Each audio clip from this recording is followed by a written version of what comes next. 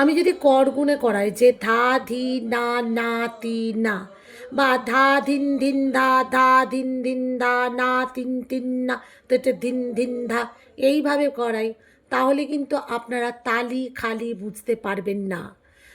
ধা ধিন ধিন ধা ধা ধিন ধিন ধা না তিন তিন না তেটে ধিন ধিন ধা।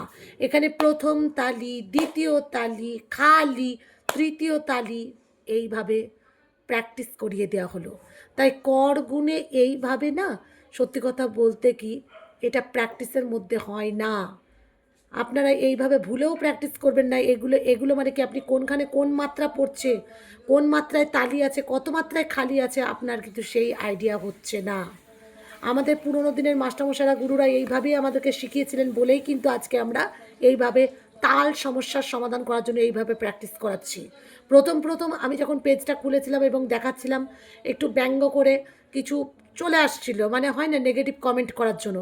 এখন দেখছি তাদের একাডেমিতে আবার তাদের স্টুডেন্টকে এইভাবে ভাবে দেখাচ্ছে। কিছু ফেসবুকে, ইউটিউবে যারা মানে চালায়, মানে একাডেমি চালায় সোশ্যালে,